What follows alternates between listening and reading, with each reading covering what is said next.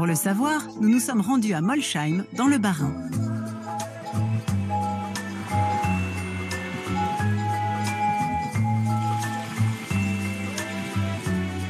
Cette serre appartient à René et Pascal, un couple de jeunes retraités alsaciens qui a décidé d'investir sans compter dans un jardin nourricier pas comme les autres.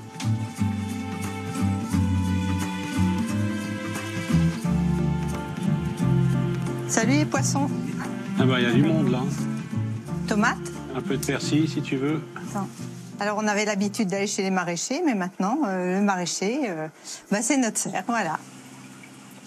Ce qui étonne tout de suite, c'est un détail, ou plutôt un absent. La terre, il n'y en a pas. Comme si fruits et légumes poussaient tout seuls, sortis de nulle part. C'est la pampa, il y en a partout. Ça pousse de partout. Les tomates sont vigoureuses, énormes, pas de bébêtes. Ça, c'est quand même extraordinaire par rapport au potager classique dont on avait l'habitude. Il y a un an, le couple a investi plus de 15 000 € dans cette serre innovante de 22 mètres carrés, bien loin de celle de nos grands-parents. Ah bah tiens, on pourrait planter les salades là, elles ont bien poussé. Ouais. Les semis ont bien pris. Oui. Juste une colonne, ce serait cool. Le secret de ces cultures sans terre ni engrais est contenu dans ce long tube. À l'intérieur, juste de la mousse irriguée par de l'eau. En fait, on va planter nos petites mottes qui vont être irriguées par le système d'eau qui est en circuit fermé. Donc c'est dedans que ça va pousser ces salades? Exactement. Ici, elles vont prospérer et devenir de grosses boules comme ça. Mais il n'y a pas de terre? Non, il n'y a pas de terre. C'est par irrigation. Le potager est révolutionnaire. Potager sans terre. Voilà. Et on va aller accrocher la colonne dans la serre, là-bas. Voilà. Donc après, vous accrochez ça là. Et je le mets là-dedans. Voilà. Et l'eau va imbiber maintenant toute la feutrine qui est à l'intérieur. C'est le système de l'aquaponie qui est utilisé. Une culture 100% biologique, simplement de l'eau qui se charge naturellement en nutriments grâce aux déjections des poissons qui y vivent. L'eau est ensuite filtrée, puis injectée au goutte à goutte dans les tours verticales où elle vient irriguer les racines des végétaux. Un écosystème vivant et connecté que Pascal et René entretiennent quotidiennement.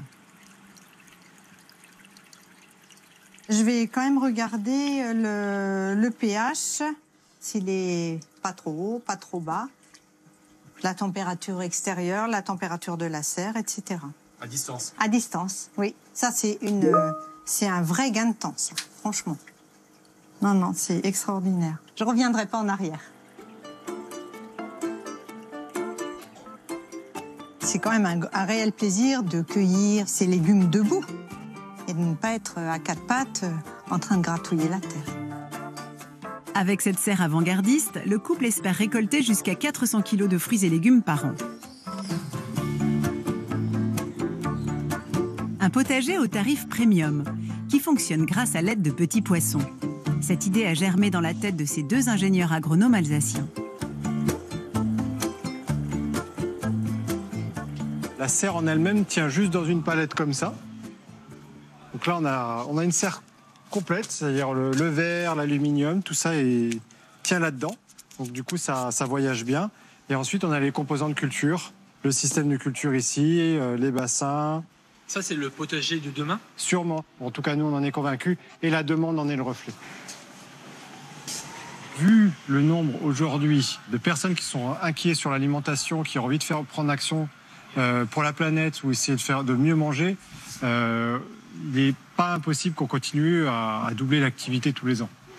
On est peut-être encore aujourd'hui sur un peu une phase de early adopter, ce qu'on appelle ça, des premiers utilisateurs. Et je pense qu'on va très vite aller sur une massification de cette solution et qui va devenir peut-être une habitude de société.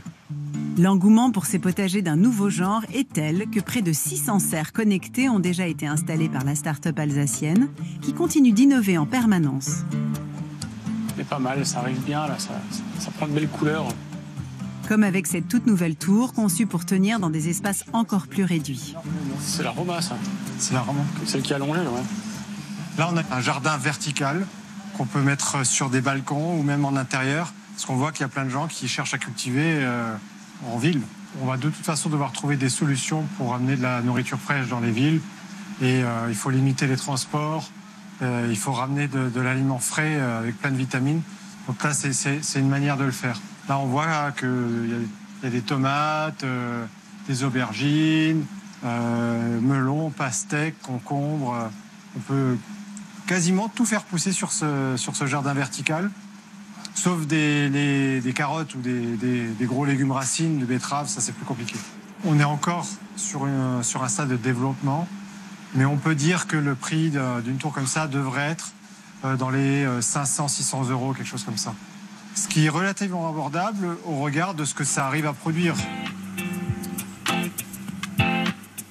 Demain, peut-être, ces potagers seront sur tous nos balcons dans les grandes villes.